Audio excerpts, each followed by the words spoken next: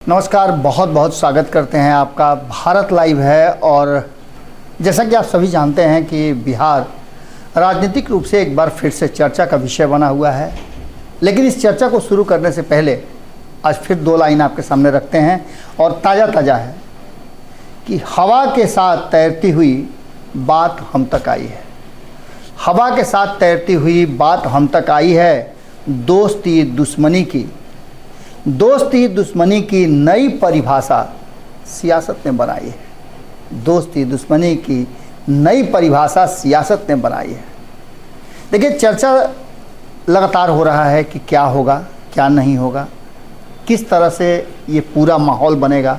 आज हम कुछ नई बात आपके सामने लेकर के आए हैं और ये नई बात बहुत जल्द आपके कानों तक, जिस तरह से हवा के माध्यम से मेरे पास ये खबरें आ रही हैं, उसी तरह से आपके पास भी तैरती हुई ये बातें आएंगी। और निश्चित रूप से जो चर्चाएं राजनीतिक गलियारों में फैल रही हैं, उससे इसका बहुत गहरा नाता है। कल विश्वकर्मा पूजा था और कल जब विश्वकर्मा पूजा के दिन कई लोगों से हमारी बातचीत हुई, कई जगह जाने का अवसर मिला, कई लोगों से बातचीत हुई, राजनीतिक गलियारे के अलग अलग राजनीतिक दल के नेताओं से हमारी बातचीत हुई। उन सब में जो कॉमन बात हमारे सामने आई वो ये आई कि एक बार फिर से राजनीति बदलने वाली है, एक नई परिभाषा गढ़ी जाने वाली है और इस परिभाषा में नीतीश कुमार एक बार फिर से फ्रंट लाइन पर सबसे तेज दौड़ने वाले नेता के रूप में सामने रहेंगे। बैटिंग और फील्डिंग दोनों साइड से उनका चयन किया गया है। जो फील्डिंग कर रही है उस साइड में भी वो बॉलिंग करेंगे और जिस साइड में बैट्समैन होंगे उधर बैटिंग करेंगे। यानी तात्पर्य ये कि दोनों टीमों से नीतीश कुमार खेलेंगे और दोनों टीमों के बीच उन्होंने कुछ अपनी शर्तें डाल दी हैं। सबसे पहली बात तो आपको पता होगा कि नीतीश कुमार जब से लौट करके आए हैं महाराष्ट्र से, तब से चुप हैं। महाराष्ट्र से आने के बाद उन्होंने कहा था कि सब कुछ ठीक ठाक है, बहुत जल्द सब कुछ हो जाएगा। उसके बाद जो हुआ वो किसी से छुपा नहीं है। नीतीश कुमार अपने एकमात्र चयनित जो उनके संयोजक थे उनको समन्वय समिति की बैठक में नहीं जाने दिया या उनकी तबीयत खराब थी, यह अलग मुद्दा है, लेकिन वो नहीं गए। जब समन्वय समिति की बैठक में नहीं गए तो उसके बाद नीतीश कुमार G20 की बैठक में चले जाते हैं, जहां वो जाने से अपने आप को रोक रहे थे। और इस सब के बाद राजनीतिक चर्चाओं पे नीतीश कुमार ने चुप्पी साध रखी है। G20 पर कोई सवाल उनके पास नहीं है। हाँ, इतना जरूर उन्होंने कहा था कि अच्छा काम हुआ है। इसके बाद नई कहानी शुरू हो गई कि नीतीश की चुप्पी ने लालू प्रसाद का सांस जो है रोक दिया है। लालू प्रसाद की सांस अटक गई है। सरकार रहेगी जाएगी। बेटा को मुख्यमंत्री बनाना था, वो होगा नहीं होगा। हालांकि बेटा को मुख्यमंत्री बनाने और तेजस्वी यादव के मुख्यमंत्री बनने, ये कहानी कब की ठंडे बस्ते में चली गई है। नीतीश कुमार जिस तरह से एक्ट कर रहे हैं, लालू प्रसाद और तेजस्वी यादव ने ये मान लिया है कि उन्हें नीतीश कुमार के द्वारा कुर्सी हस्तांतरित नहीं की जाएगी और मुख्यमंत्री की कुर्सी पर नीतीश कुमार के द्वारा उन्हें नहीं बैठाया जाएगा। ये क्लियर है।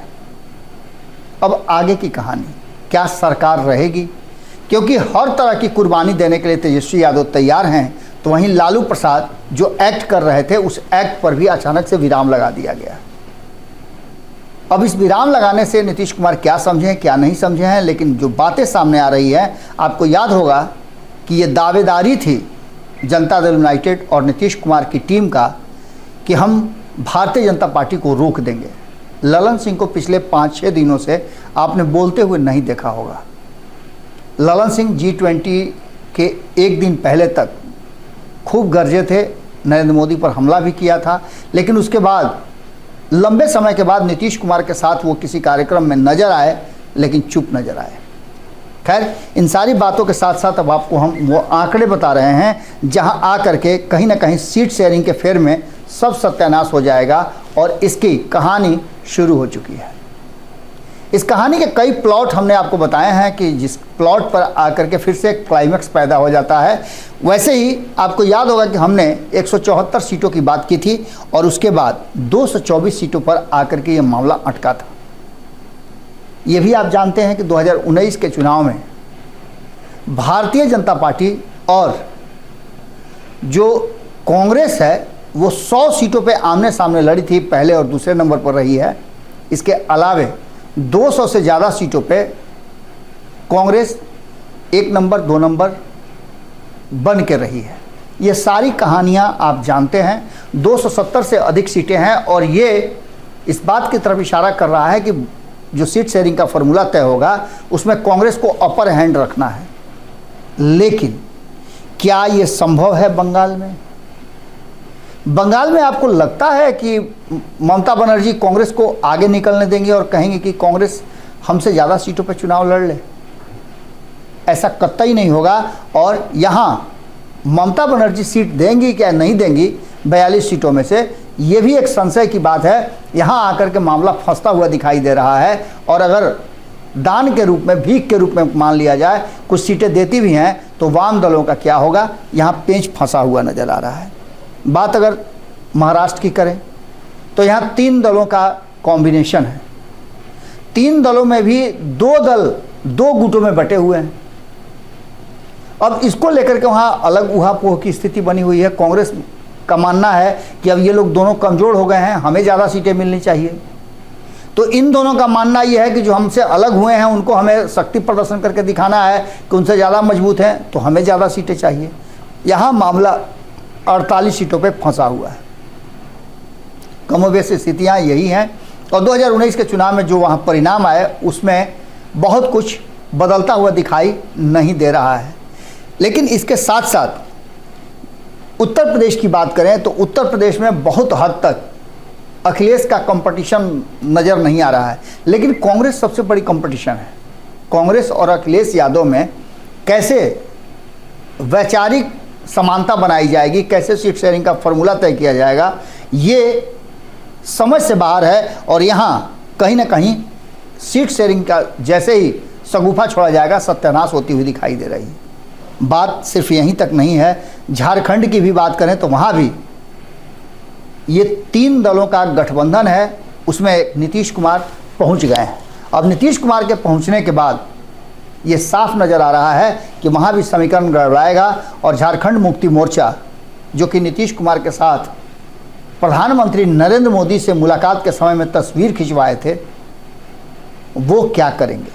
क्या झारखंड में कांग्रेस को, राष्ट्रीय जनता दल को, जनता दल यूनाइटेड को, सबको अपने हिस्से का सीट देंगे? बेचारे के पास 14 सीट ही है, उसमें से किसको कितना देंगे? वो एक फिल्म में सुने थे कि नहाएगा क्या निचोड़ेगा क्या। खैर, इससे आगे बढ़ते हैं तो आपको लगता है कि डीएमके कांग्रेस जो है वो तमिलनाडु में एक दूसरे के साथ सामंजस्य बिठाएंगे? डीएमके बहुत मजबूत है, ऐसी स्थिति में कांग्रेस के लिए यहाँ भी सीट शेयरिंग का समझौता बड़ा मुश्किल भरा होगा। तो वहीं जम्मू कश्मीर में भी कांग्रेस के साथ साथ वहाँ 2 दल और हैं, नेशनल कॉन्फ्रेंस और इसके साथ साथ पीडीपी। इनके साथ जो बातचीत होगी इसमें सीट शेयरिंग का समझौता कैसे होगा? यहाँ भी 5 सीटें हैं और 5 सीटों में से कौन किसे क्या देगा, ये सबसे बड़ी बात है। तो बात गुजरात की करें तो गुजरात में और मामला उलझता हुआ दिखाई दे रहा है, दिल्ली में मामला उलझता हुआ दिखाई दे रहा है और हरियाणा में मामला उलझता हुआ दिखाई दे रहा है। आम आदमी पार्टी कांग्रेस के साथ इसमें कैसे सामंजस्य बिठाएगी, यहाँ भी पेंच उलझता हुआ दिखाई दे रहा है। लेकिन जो सबसे बड़ी बात इन बातों के बीच में हम कहना आपके पास से चाह रहे थे, उसमें नीतीश कुमार और बिहार, ये 2 बातें बड़ी मजबूती के साथ फंसती हुई नज़र आ रही है। और यही वो पंच लाइन था जिसको हम बताने के लिए ये सारी प्रक्रिया से होते हुए यहाँ तक पहुँचे हैं। नीतीश कुमार जब सीट शेयरिंग के फॉर्मूला पर जोर दे रहे हैं तो इसमें नीतीश कुमार सिर्फ अपनी बिहार में जीती हुई 16 सीटों की बात नहीं कर रहे हैं, बल्कि नीतीश कुमार को अब 16 नहीं बल्कि 2 दर्जन से अधिक सीटें चाहिए। इंडिया गठबंधन में नीतीश कुमार को 2 दर्जन से ज़्यादा सीटें चाहिए। नीतीश कुमार को बिहार की 16 के जगह पर 17 सीटें जो 2019 में उन्हें मिली थी वो तो चाहिए ही चाहिए। उसके अलावे नीतीश कुमार को उत्तर प्रदेश में कम से कम 4 से 5 सीटें चाहिए, बिहार से सटे हुए क्षेत्रों की सीट चाहिए, तो वहीं झारखंड में भी उन्हें कम से कम 1 से 2 सीटें चाहिए। इसके अलावे और कई राज्यों में उनको सामंजस्य और इस जो इंडिया गठबंधन बना है उसके तहत सीट चाहिए, जिसमें दिल्ली में भी उन्हें कम से कम 1 सीट चाहिए। और ये सारी बातें घुमा फिरा करके ऐसी जगह पर आ रही है जहां महाराष्ट्र में भी नीतीश कुमार को 1 सीट चाहिए। उनके बड़ी करीबी नेता हैं जिन्हें वो महाराष्ट्र से चुनाव लड़ाना चाहते हैं, और बॉम्बे में उनका अच्छा खासा होल्ड है। ऐसी स्थिति में आप जानते हैं कि मुंबई में, जो मुंबई आज के डेट में हो गया है, उस मुंबई में बिहार के लोगों, उत्तर प्रदेश के लोगों, उत्तर भारतीयों का बहुत बड़ा, पूर्वांचल के लोगों का बहुत बड़ा एक वर्ग रहता है जो वहाँ वोट दे करके बिहारी लोगों को भी आगे बढ़ाता है, जिताता है। यही हाल दिल्ली का भी है, जहाँ नीतीश कुमार इस बार अपने करीबी में से एक को लड़ाना चाहते हैं। ऐसी स्थिति में लगभग 2 दर्जन इस देश में ऐसी सीटें हैं जिस पर नीतीश कुमार अपनी उम्मीदवारी रखना चाहते हैं। और ये ऑफर, क्या आपको लगता है कि लालू प्रसाद और कांग्रेस के साथ साथ अन्य जो दल हैं उनको स्वीकार होगा? पेच यहीं आकर के फंस रहा है, और इस फंसे हुए पेच को कौन सुलझाएगा? एक बात तो साफ है कि जब से मिल करके आए हैं नीतीश कुमार प्रधानमंत्री नरेंद्र मोदी से, और अमित शाह उसके ठीक 3 दिन बाद लाते हैं, आने के बाद वो नीतीश कुमार को उस साफ पानी की तरह बताते हैं जो कहीं ना कहीं अपने करीबियों या जिन लोगों के साथ वो सरकार चला रहे हैं उनके कारण मैले हो रहे हैं, वो तेल के समान हैं। तो ऐसी स्थिति में चर्चाएं तो होगी ही होगी। वहीं दूसरी तरफ आप देखें कि लालू प्रसाद और कांग्रेस के लिए नीतीश कुमार ने अपनी चुप्पी, जो सीट शेयरिंग का मामला था, उस पर साध करके बहुत कुछ कहानी स्पष्ट कर दी है। और ये कहीं ना कहीं लालू प्रसाद के लिए पूरी तरह से उनके सांस के अटकने जैसी बात हो रही है।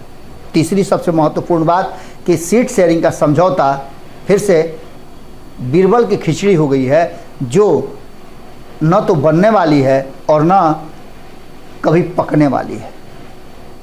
आज गेम समझिए में हम आपसे यहीं विदा लेंगे। खास करके इस बात को कहने के बाद हम आपसे कमेंट जरूर चाहेंगे कि नीतीश कुमार जो 2 दर्जन से ज़्यादा सीटें मांग रहे हैं और उसी पर अड़े हुए हैं, आपको कितना उचित लगता है, ये कमेंट बॉक्स में ज़रूर लिखिएगा। बहुत बहुत धन्यवाद। अगर ये वीडियो पसंद आई और वह बिहार के राजनीति और बिहारियत से सरोकार रखेनी तो सब्सक्राइब बटन दबा के चैनल के सब्सक्राइब कर ली। ओजे एगो घंटी बा, ओकरा बटन दबा देला से कुल सटीक और मारक खबर रुआ मुफ्त में मिल जाई। अगर रुआ पत्रकारिता के हमनी के नया प्रयोग में सहयोग कर चाहतानी तो ज्वाइन बटन दबा दी। पेटीएम नंबर नोट कर ली 9386816700। धन्यवाद।